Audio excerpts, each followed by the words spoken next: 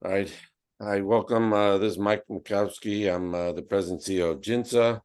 We seems like we have a webinar almost every day about the war, but we do every week an update with General Yaacov Ayish, Senior Vice President JINSA for Israeli Affairs, and former J3 head of the IDF's operations directorate and former defense attaché, Israel defense attaché in Washington, and we're joined by also retired General Yaakov Amidror, distinguished fellow at JINSA, former national security advisor to Prime Minister Netanyahu.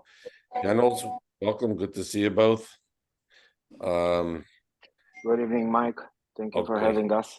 Okay. Hi, Mike. Hi, good to see you, generals. All right, General Ayish, I'll start with you again, and then we'll turn to General Amidror. How about you want to explain to the audience exactly what's going on in the fighting right now in Gaza, what the objective is, how you assess the pace and effectiveness of what the IDF is doing? Okay, I'll speak about 5 arenas. Obviously, I'll start with what is going on in Gaza, but later on, I'll say a word about the other fronts that Israel/the IDF is facing. In Gaza, yeah, we'll get to all those. I know we got a lot to cover. Yeah, we have a lot to cover. Okay. Yeah, I'm afraid there is a lot for all of us. In Gaza, the ground offensive, the maneuver is continue and it's deepening. And in order to understand what we are doing there after the air campaign that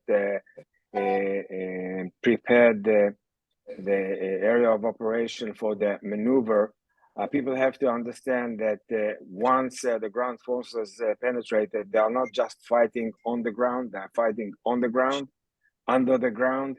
And when you are talking about build-up area, it means that you have the third dimension as well. So you have to take care of the buildings and all type of threats, such as anti-tank capabilities, snipers, and all the other capabilities that Hamas have built in the last 2 decades over there. But the most important issue is the fact that we are always have to take the different dimensions at the same time. And for that sense, the ground forces are attacking from multiple fronts. And the idea is to achieve a full control on certain centers of gravity that maybe later on we'll say a word about them, and then to clear up the tunnels that Hamas is using for depots, HQs, defense purposes, hiding, and trying to surprise the ground forces from there, and so on and so forth. And for that sake, what they are doing, they are not just using the tunnels and the build-up areas, they are using what we tend to call in the military sensitive places, such as hospitals, mosques, school, UNRWA places, and so on. And the idea is to use them as a shield. And usually what they are trying to do is to make sure that they have enough of civilians that can protect them over there, and then to surprise us. You know, there is a new phrase within the IDF, they call it a humanitarian ambush. Usually a humanitarian ambush, it means that on one side, someone will either launch or shoot at you. And on the other side, you will see men and women trying to move from one place to the other, while the terrorists are using them as a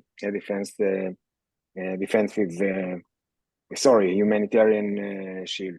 So basically, this is what is going on in Gaza. We are choking Gaza City from different angles, from different places, and the idea is to achieve good control on the centers of gravity, and then take care of their leadership and the other assets. So let me ask you a follow-up before I go to General Amidror. It seems like, following up on the last thing you just said, Shifa Hospital has long been assumed that that's where the Hamas leadership, underneath it, I should say, is where the Hamas leadership has been residing. And I've seen reporting that it's assumed that maybe there are a number of hostages that might be on there. How do you assess what Israel is doing and is going to do? It seems like it's getting extremely, very, very close to this hospital. That seems like. First of all, it's not the only hospital that they're hiding underneath, and it's not only hiding. Usually what they're doing, they are linked to sources of energy, water supplies, medical supplies, and some other stuff. Once they are underneath, they know that they were secure for many years, and their logistic supply is secured as well. So they did it in different hospitals, by the way, not only in Shifa, and some other sensitive sites, as I mentioned. And what the forces are doing right now, with great collaboration with the Air Force and the Navy and the intelligence and the Shabak, the ISA, is to move very carefully from one place to the other by clearing up those areas above the ground, and then identifying the tunnels, identifying hatches, the different hatches, and demolish them. And they have different techniques. Some of them can be discussed over here, some of them are not, to identify and later on to demolish those tunnels. And as far as they did this till now, we know that they demolished many tunnels via many hatches, and there are many terrorists under the ground. Some of them, quite a lot of them, were killed, and some of them can move from one place to the other. That's why it's so complicated. One last thing on that, and then I'll turn to the General, is you mentioned, and I saw the report, that there has been some fighting that IDF soldiers have gone inside tunnels. Is that what you said? No, I don't want to elaborate on the techniques. There are different techniques, different technologies that we are using, and I don't want to help the other side by explaining how we do that business. And the units have been trained on that and equipped for that. And that's exactly what they are exercising right now. Okay. The idea is to make it and is to do it in a very secure way. Sometimes it takes time because it's not only one hatch. You have to identify the different path, the different spins at that tunnel. And then at the end, you want to demolish it and to be as effective as you can. For that sense, they have the different technologies with them. It's with the troops and the different tools later on that will help them to demolish the tunnels. Okay. General Amidror, let me ask you, it seems like one of the news items today has been that the Netanyahu, the Israeli government, has agreed to these daily 4-hour pauses with 3 hours notice to enable movement of Palestinians and other things. Let me ask you, I want you to address, what's your assessment of what that means and what those pauses will do? As far as I understand, will not be a ceasefire. The war will continue. The pressure on the Hamas will continue. If will be a need for a humanitarian specific help somewhere, Israel is ready to consider a few hours of kind of a corridor which allows anything which is very needed to enter to the area. Basically, Israel is not going to stop and will not agree to any ceasefire without releasing of the hostages. It's clear to the Americans, it's clear to the Qataris, and I think it's clear to Hamas as well. They try to play on that and to use kind of a nerve war, showing pictures of hostages and so on and so forth. But at the end, we are very determined. Ceasefire is something that can be agreed only based on agreement to release a real number of hostages. What is the number? I don't know, but it is not 2 or 3. Other than that, it will be only corridors in time and places which are needed for a specific need. Right, and these would be localized pauses. So it would be one part maybe of Yeah. Gaza, but other parts there would not be. Yeah, it will be very local. Very local. And what do you think, given this issue, in the term pause, how do you say it in Hebrew, by the way? Afsaka. Afsaka, okay. So like a break. You say Yeah. it's the same word, a break or a pause. Okay. How do you there's been obviously talk about this for days here in the United States. President Biden is one of these. Do you see this as I guess, as a concession to the U.S. that are not necessary? Look, we have a goal, and it's very clear, to destroy Hamas. For that, we need time. Yeah. To open the window of time, we need as long as it is possible. If it will not be possible, we will have to have with a friction with the United States of America. As long as it is possible, we prefer to do it with American backing and with agreement with the United States of America. It's better for us, it's better for them, it's better for the world. If for that we have to make some concessions, we will do it. But it is some concessions, it's not concessions, because we don't speak and we are not ready to accept ceasefire until we will know the ceasefire will bring release of hostages. So in kind of a play with words and situations, but the goal is very clear. We continue to put pressure on Hamas. We are going on. Yesterday, a new division headquarters entered to the battlefield. It's the first time in Gaza that it will be a reserve division, 252, and they took Bet Hanun. It's the eastern south corner of the Gaza Strip, and they will overcome it.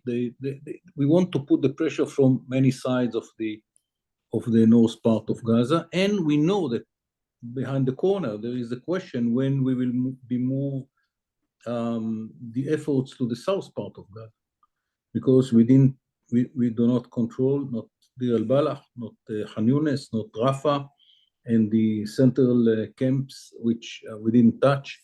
But by airstrikes, and it cannot be ignored at the end of the day. So we are in the beginning of the operation. People don't remember, we are only 1 week into the ground forces maneuver, and we understand that the whole Gaza Strip should be cleaned from Hamas, and we are only in the north part. So of course this is the most attractive one and the most crowded one, and probably the most important for Hamas, but it's not the only one. By the way, and I will not be surprised, by the way, if we reach Shifa and we will go under it. And as General said, it's not the only hospital under which there is a huge bunker. In some of the cases, for example, now there are some explosions near the Indonesian hospital. What is the Indonesian hospital? There was a huge bunker there.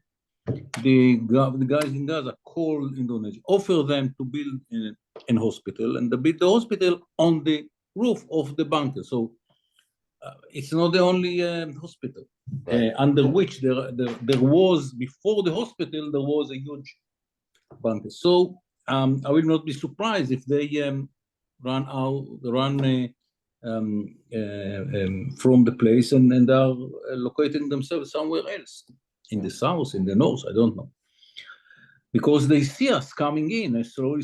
We are doing it very slowly because we want to achieve 2 goals. 1, security for our people, and second, to let the civilians to move out. And here there is something very significant. In the last 3 days, against the will of Hamas, thousands of civilians are moving from the north to the designated area of the Muasi. And that is being done against the will and the efforts of Hamas. So Hamas is not only losing in the battlefield, it's losing also the ground relating to the control of the civilians in Gaza, which do not hear the Hamas guys and are living into this designated area. It's very important because it's symbolizing the defeat of Hamas. It's a new Nakba, as it's called in the Arab world. They see the convoys going, so many people, thousands of going with white flag. They call it the Nakba of October 23. So symbolically, it's very important. And it's very important for us because it's making our life, our fighting in the urban area much easier. By the way, if you could just explain, because Nakba means catastrophe, right? And Nakba means catastrophe, but for the Palestinians, 48, right? It's 48. Yes, it's 48. It's the second Nakba. Now they are losing again, and the symbol of the Nakba is the refugees, and now they are becoming refugees inside Gaza, second time. So in the whole Arab world, they are calling it the second Nakba, and I think that for the future deterrence, it's very important. By the way, just on the point about the hospitals, I appreciate what General Ayish and you, General Amidror, said, but maybe you could explain.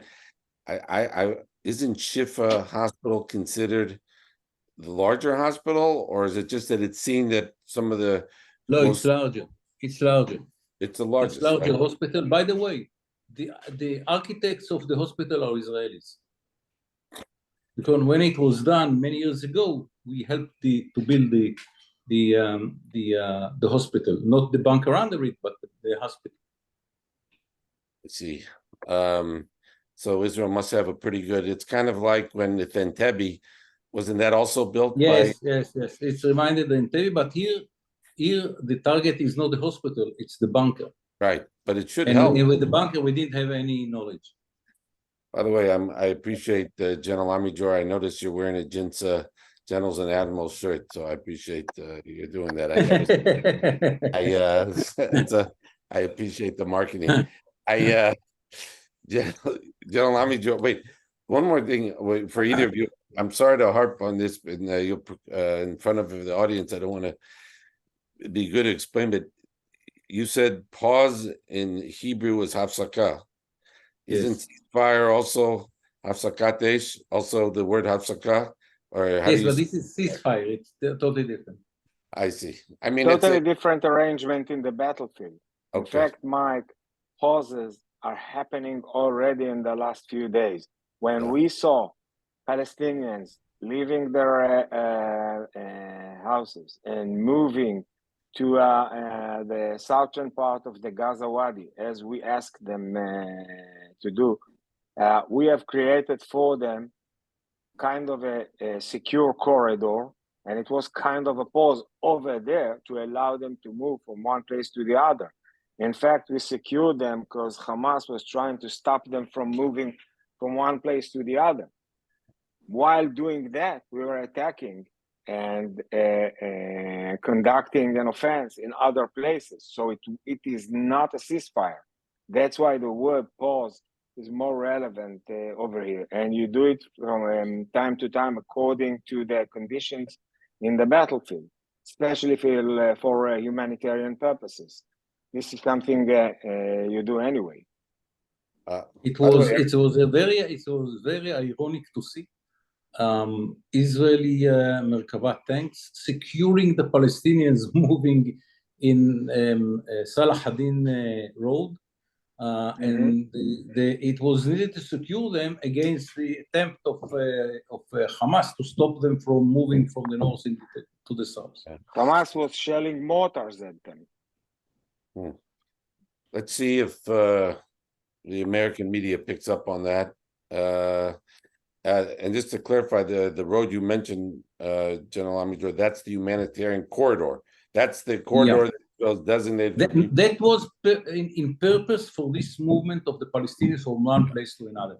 If will be a need in another place, I don't know, huge number of injured Palestinians, and the Red Crescent or the Red Cross say we want to move this amount of injured Palestinians from this place to this place, and for that we need 2 hours of pause in this corridor, that will be done. We're not fighting the civilians. Ironically, we are doing everything to reduce the number of civilians that will be hurt in the Palestinian side, and Hamas is doing everything to maximize the number. Why? This allows the organization to apply to the media and the United Nations and so on and so forth. So it's a very, very irony, many ironies, events in the war, because unlike the understanding of the world, we are doing everything to minimize the number of Palestinians will be hurt, and they are doing everything that the number will be maximized. By the way, another piece of news today I saw was that there might be that the PIJ, the Palestinian Islamic Jihad, is reportedly interested in releasing an elderly hostage and a 12-year-old.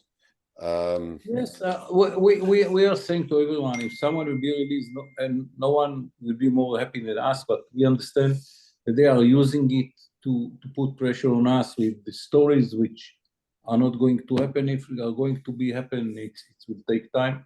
But anyhow, everyone that will be released, it's very good. There is something interesting for professionals. Today was the first interception by the Patriot in the south.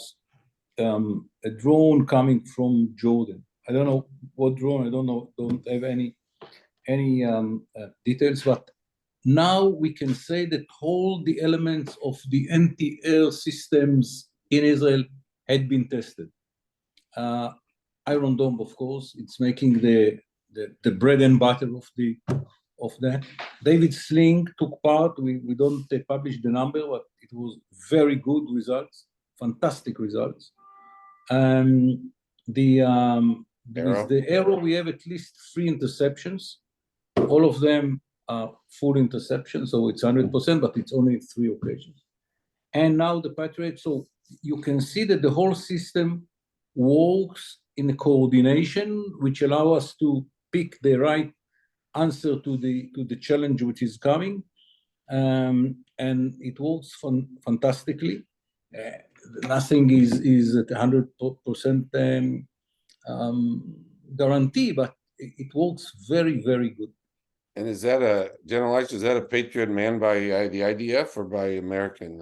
Yeah, it is manned by the IDF. These are Patriot batteries, manned and operated by the Israeli Air Force.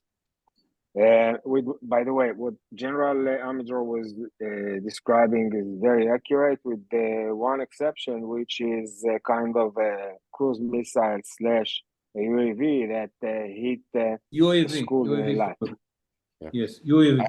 I want to talk about, I have a question about the hostages. Before I do that, I want to ask General Ayish, just a step back, how do you assess this operation so far in Gaza? How many IDF soldiers have been killed in the ground incursion? Is it what you would have expected? Is it less than you expected? Is the pace slower than, I mean, the IDF is known for its lightning strikes. It seems to have, for reasons that wants to minimize casualties to its own soldiers and to civilians, it's going much slower, it seems like. And it's obviously a difficult, challenging terrain, but maybe you could just assess where we are so far on the ground.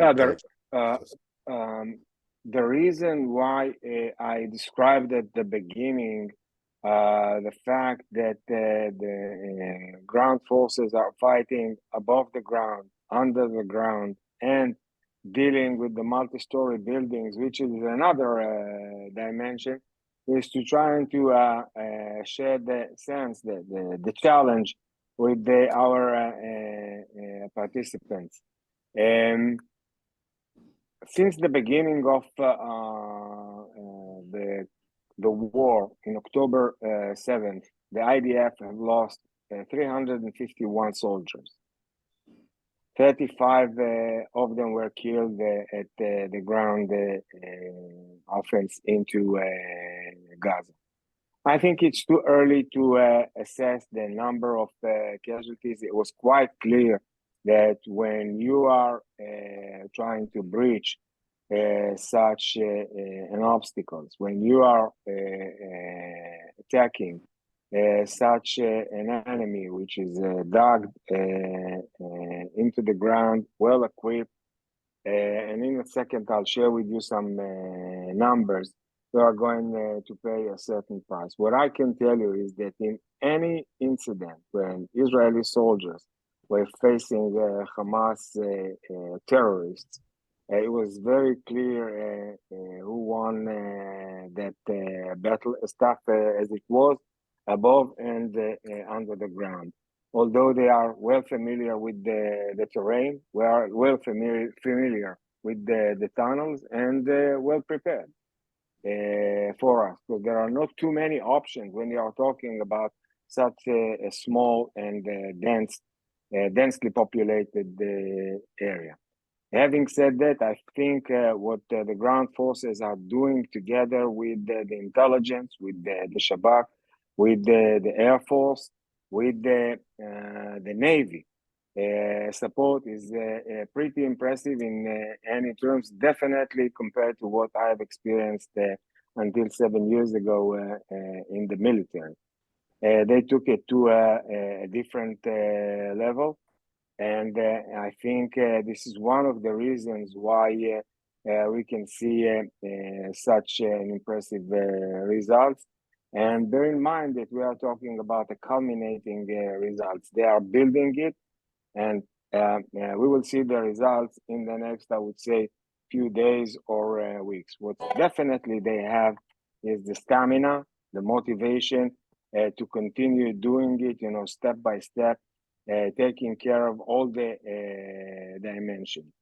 So this is about the ground offensive, and we over here in Israel are very patient with that, because we know that they are moving from one neighborhood to the other, from one complex to the other, after securing it, clearing it, dealing with the different threats without neglecting any one of those. And it is very clear that there is a price coming with it. Okay. I think it should be emphasized, and it's important professionally to the professionals who are within the audience. I think that this is the first war in which the combination of technology and new abilities to defend the armor vehicles is making the difference. When you see, and I visited yesterday one of the headquarters in the south, the number of people sitting in the rear, looking at the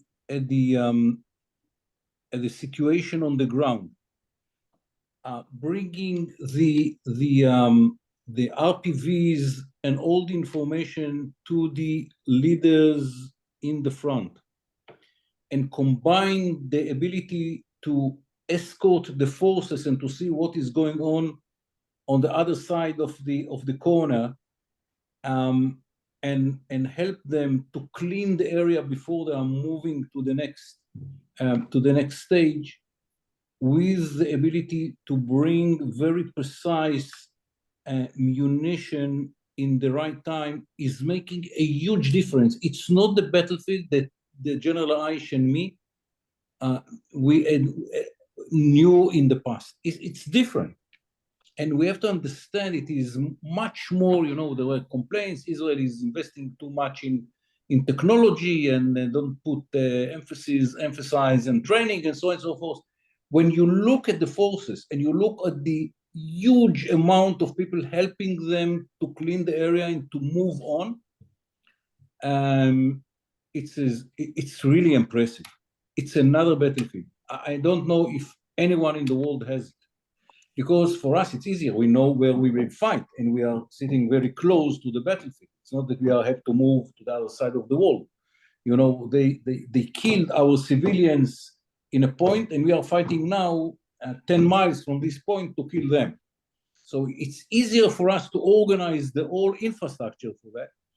But the fact in the ground is that those who are inside Gaza have huge back office of many people who are helping them to understand the situation, to kill terrorists, and of course the risk at the end of the day is in the front. It didn't change, and the friction with the terrorists when it is head to head somewhere within the populated area under some roofs of some buildings, it's the same as in the past. But the whole movement is escorted by huge effort of intelligence.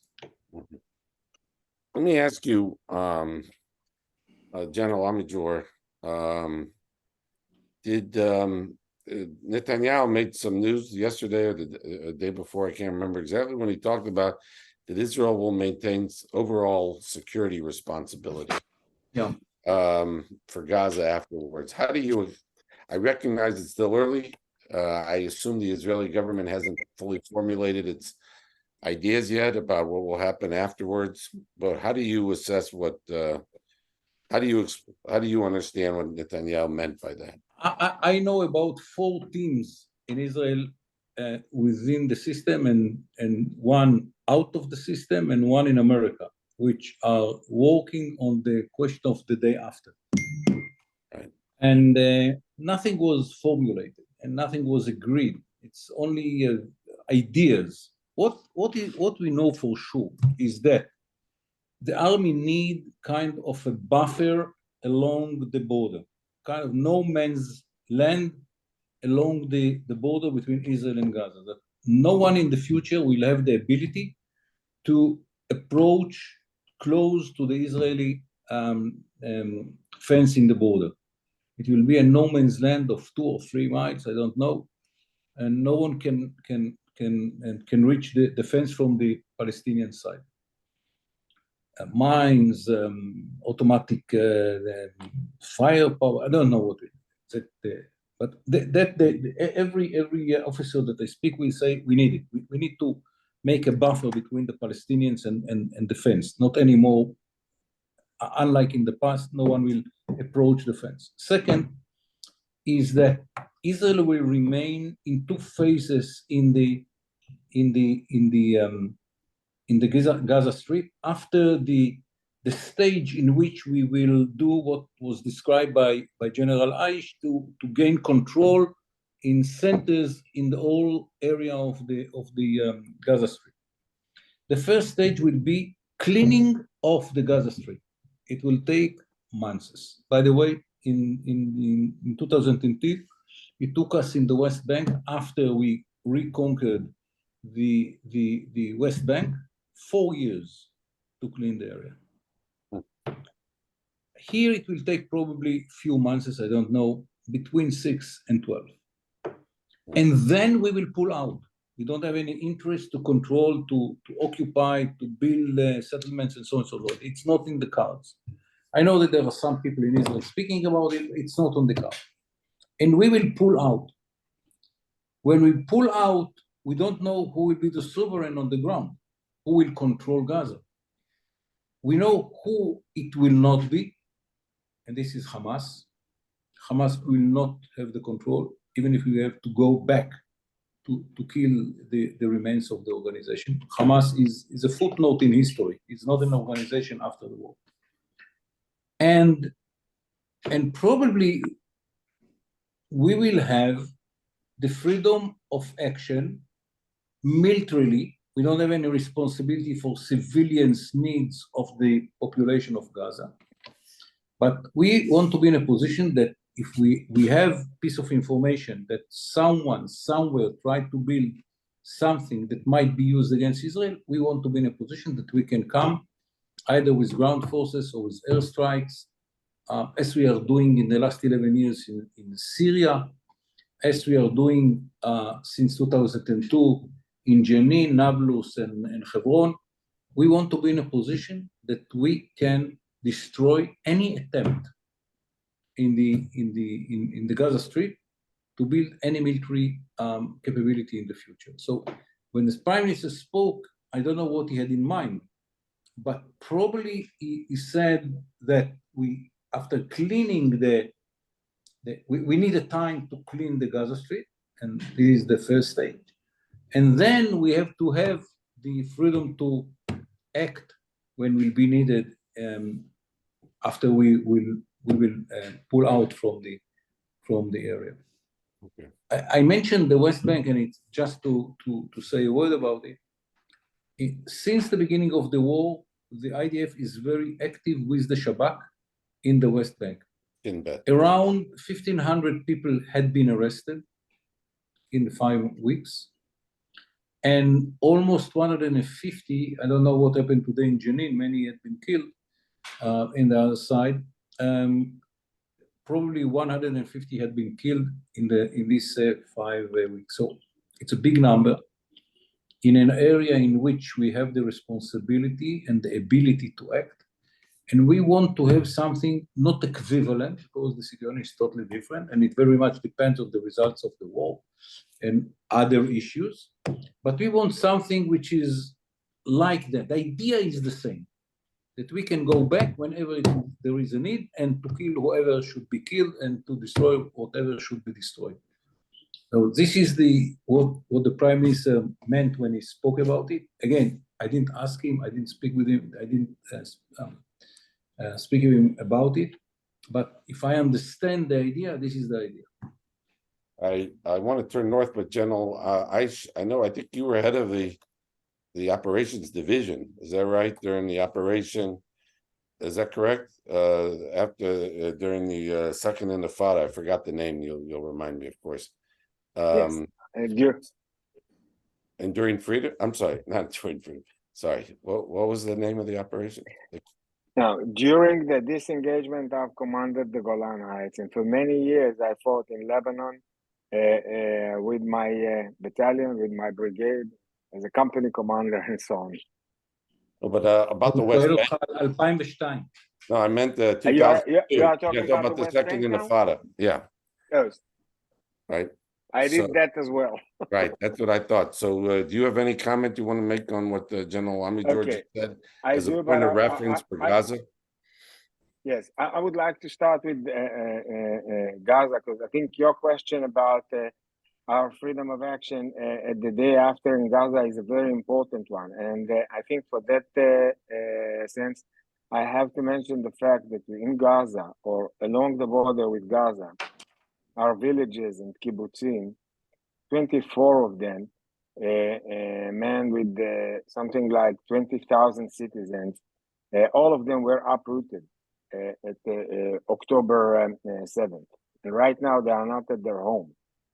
And in order to allow them to go back to their home in the future, security is one of the preconditions. And in order to create security, it's quite clear for us, and we don't need a very complicated investigation for that. We cannot count only on intelligence nor technology. Freedom of action at the other side, and the fact that we will be able to preempt all type of terror activities at the other side is a precondition. And I think for that sense, it's highly important to understand the declaration of the Prime Minister Netanyahu about our freedom of action at the day after. But we'll have time to speak about that. By the way, when you are comparing Gaza before October 7th to what is going on in Judea and Samaria, that's exactly one of the differences. In Judea and Samaria, since 2002, after Operation Defensive Shields, we have the freedom to act. And when the Palestinian Authority is unable to eliminate risks and terrorist cells, that's exactly what we are doing. And that's why the results are totally different to what we have seen in Gaza. And I think the comparison that General Amidror did about our freedom of action in Syria is in a way similar, because once you are active, you can choose a different course of action, such as preemptive attacks or strikes. And it doesn't matter how you do it. What is really important is the notion that you can do it. And freedom of action is a precondition, and it's quite clear today. And I think it was a very important declaration by Prime Minister Netanyahu. Okay. I want to go north. We'll come back to the south, but let's go north for a few minutes. General Ayish, I know you wanted to say something about the north. Let us know what's going on now. The context is what we call the war arena. We spoke about Hamas. We mentioned the Houthis attacks from Yemen on Elat, and the cruise missiles / UAVs / ballistic missiles that were intercepted in the south. We mentioned what is going on in Judea and Samaria, but we have another two fronts that we are dealing with. One of them is Lebanon, the second is Syria. And from Syria, we have seen certain skirmishes, and we did so far, it seems like the situation is stable at the Syrian front. Having said that, with the Lebanese front, with Hezbollah, and not only Hezbollah, by the way, it's also Hamas terrorists authorized by Hezbollah trying to conduct offensive acts from Lebanon towards our villages and kibbutzim along that border.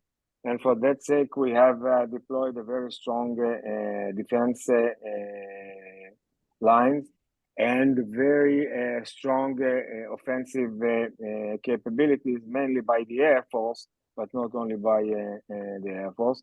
Until now, we are talking about quite a lot of incidents, more than 95 incidents that either we strike Hezbollah, or they were trying to either penetrate or infiltrate the border, or to launch anti-tank missiles, or to use mortars against our villages, or as they did, to launch rockets to show their solidarity.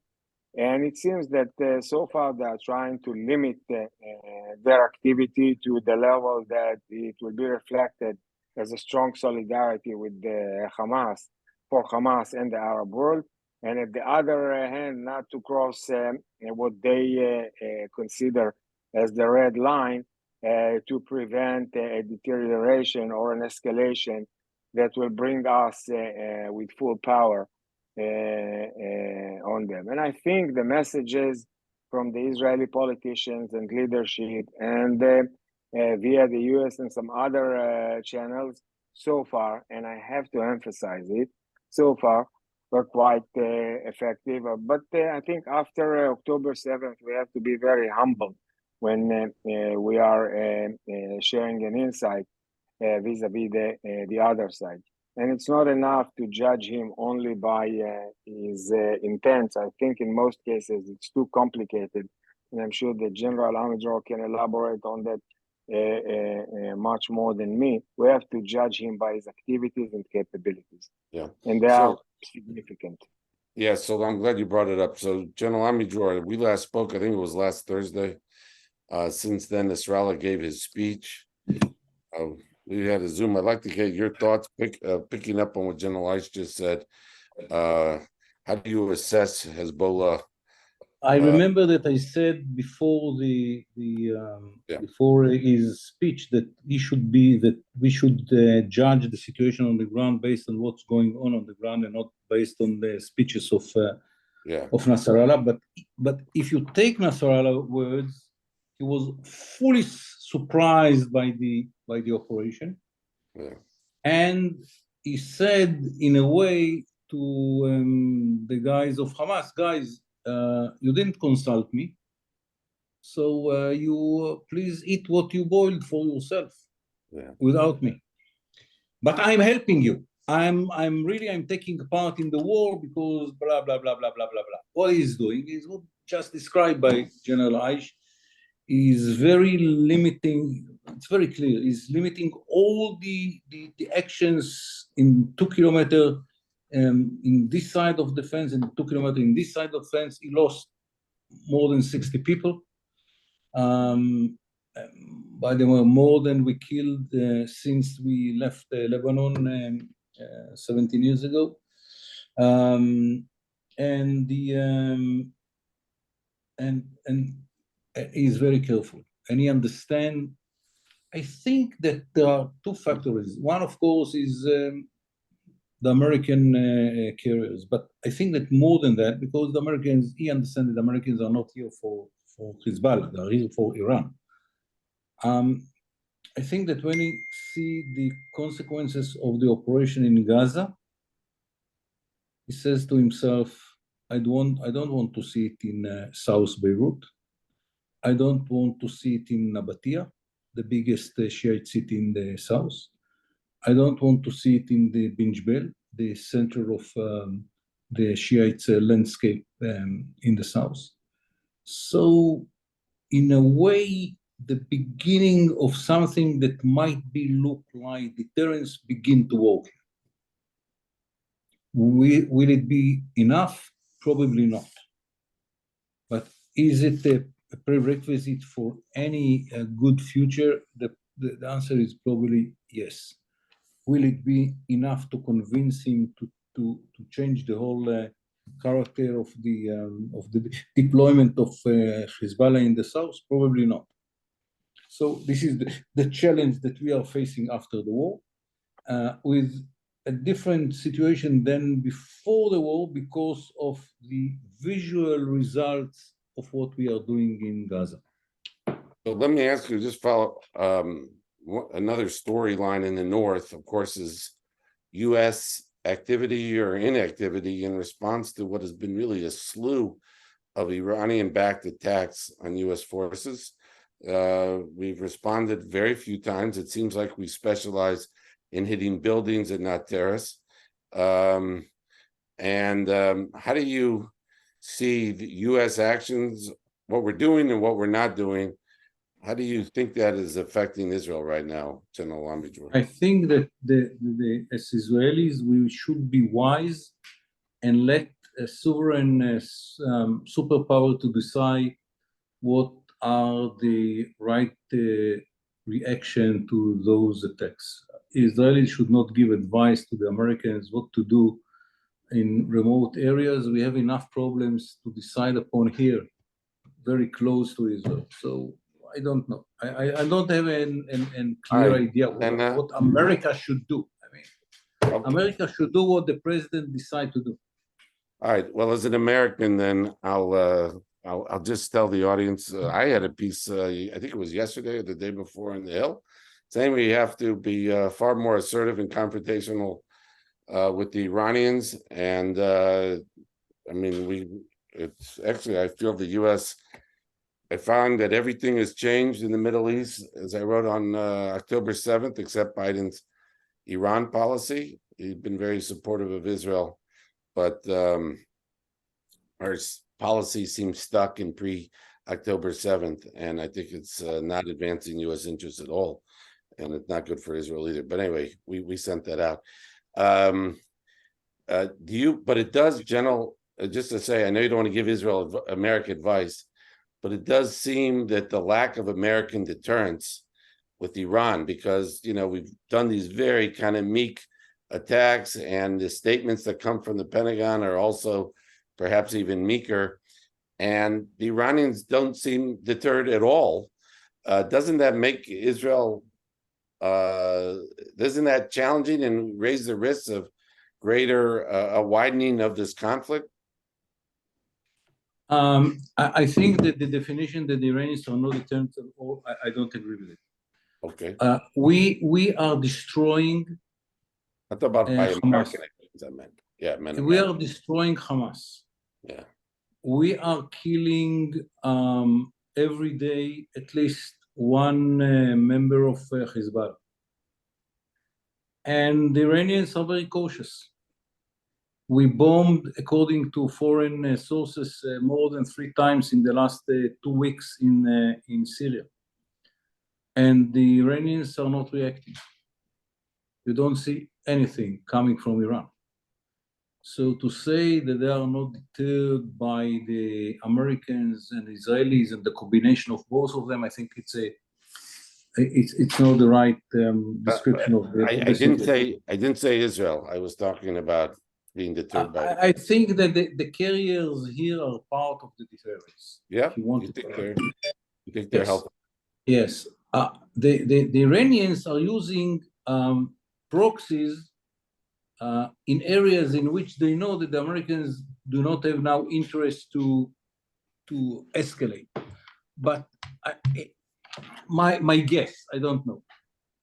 As always, one day the Iranians will find that they made a mistake, because democracies are very careful and absorbing and not making decisions and arguing all the time, and the decision making is horrible in all democracies.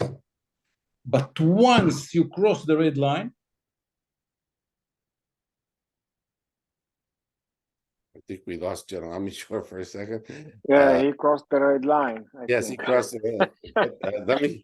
Let me ask you, if you want to talk about Yemen and the Houthi. I would like to link it to what General Amidror was saying about Hezbollah, and I hope we'll have General Amidror back, because I'm afraid that I understand the phrase of deterrence in a different way today, and it seems to me like a slippery slope. It's a very sneaky way to understand the other side. You know, you deter the other side until you decide that your deterrence is not effective, and this surprises you. So and that's why I think it's much better to judge the other side. I'm sorry, I have to move from my iPhone, from my iPod or my iPhone.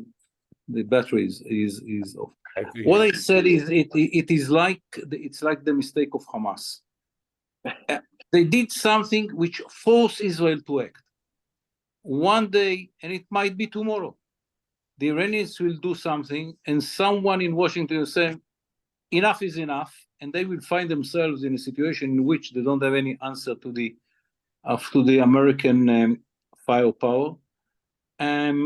Should it happen tomorrow or the day after tomorrow? It's not my business. I think that Americans should make the decisions. But it is again and again, dictatorships do not understand that democracies are crazy systems. And they move from one side to another. No one can stop them. General, go ahead. You said you had a little different understanding of deterrence. Yeah, I'm afraid that the context, as far as I understand it, is a broader context. You know, Hezbollah was built for a different purpose, not to show solidarity with the Hamas or something like that. I think, especially since 2006, the Iranians have invested in Hezbollah more than $1 billion a year, and rebuilt him and multiply its capabilities by 10 or 15 times, and took it to a different level for a different purpose. And I think it's quite clear that the purpose is to have Hezbollah as a constant threat to deter Israel from attacking Iran. And for that sake, I think they have built certain capabilities also in Syria, in Iraq, and in Yemen, as we are facing it. General Amidror said that so far there wasn't a reaction from the Iranians. I would clarify it and say that there wasn't a reaction from Iran directly to Israel, but I'm not sure that the Houthis from Yemen is not an Iranian reaction. In fact, I think they won't do something like that without a very clear order coming from Iran. So they have this ring of fire that we spoke about it many times, where they can use it either from Yemen, from Iraq, from Syria, or from Lebanon. And this is the option they have. And going back to the term deterrence, I would be very cautious with that. I think we have to work on that.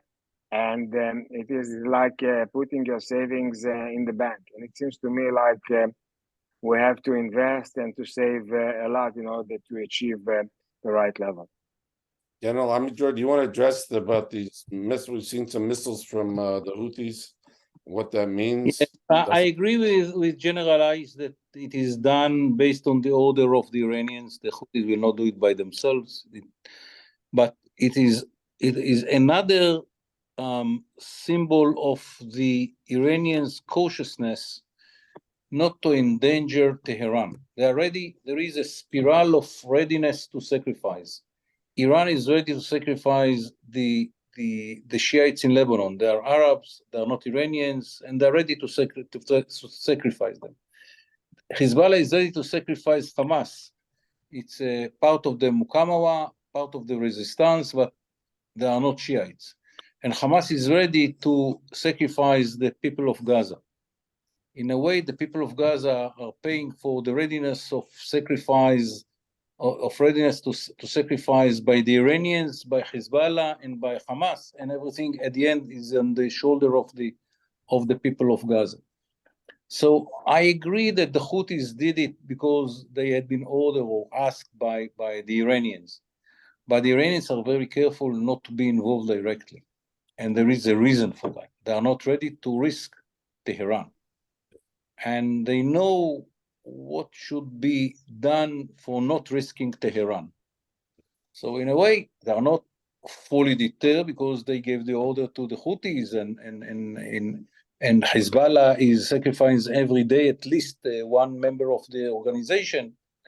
But at the end, if you look at it, and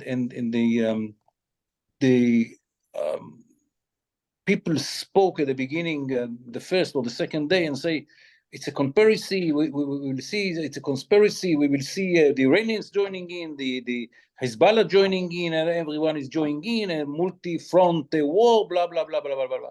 No, it is not. And we should be very precise about it. Yes, we have problems in the north, but very, very, very limited. Yes, the Houthis are launching missiles, but in a way that allows us today, by the way, it's the first, Mazal Tov, it's the first test of the Arrow 3. Successful one. Intercepted the missile from Yemen. So the previous one was Arrow 2. So I think, yes, we are confronting the proxies of the Iranians, but the Iranians are doing it in a very, very cautious way. They are not ready to sacrifice Hezbollah capabilities, as was described by General Ayish. I agree with the assessment, but I think it is wrong to say that the Iranians are not deterred by the combination of Israel and the Americans. And again, they are using proxies then against the Americans. Will the American react forcefully? I don't see Iran coming in to help its proxies. Why? The Iranians understand the situation. So let me one final question, and it's a question that a couple people have asked in the Q&A box below, which it goes back to Gaza. For both of you, how do you assess? First of all, do you think that there are terrorists, Hamas terrorists, that are going with the civilians down south in this humanitarian corridor, and with encouraging everyone to go to south? What then, once Israel, assuming that they clear out northern Gaza, what will they do with the population of the south? Will they ask everyone to go back north, or how do you assess the north-south operations? General Ayish, General Ayish, I'm going to start first. Yeah. Okay. So many. we are directing the population to a certain given area. I think General Amidror mentioned it, that the Mawasi, which is an open area where you can build, temporary camps where the supply of goods, food, medical equipment, and so on and so forth can be reached. And for that sake, we are allowing convoys, via Rafah, via Egyptian Rafah into the Gaza Strip. So this is the area where we are expecting them to gather. And as I mentioned a few half an hour ago, it's not that we are not attacking and we are not active at the southern part of Gaza. We are. However, we are doing it in a very precise way, as we usually do. Obviously, trying to avoid any damage to uninvolved citizens as much as we can. And I don't want to elaborate on the future plans, but definitely the last word is not Gaza City, nor the upper ground, nor the underground in Gaza. Now I'll stop there. And we will know how to maneuver in order to continue after Hamas, its capabilities and its infrastructure. And it's not only in Gaza City. Although it's one of the centers of gravity, it's not only there. General Amidror, final word. What do you have anything to say about this? I agree with General Ayish, and I don't have anything to add to that. It's very important to understand that it is going to be a long war, and the Americans should understand it. Here, people in Israel should understand it. If we want to achieve the goal, and in the deep sense of the goal, that Hamas is not part of the equation in the Gaza Strip in the future, it will take time. But we are doing a very good job up till now, going by the plan. We will continue to do whatever will be needed in the future, and we understand the clock is ticking, but the operation is ticking as well. Okay. All right. With that word, thank you very much, General Amidror, General Ayish. We appreciate your Thank you, Mike. sharing your thoughts. We appreciate the audience joining us today. Obviously, we will have please join us. Check your emails for future webinars coming up in the coming week. Thank you very much. Right. Thank you very much, and have a good Thank you. week. Have a good night. And good weekend. Bye. Thank you.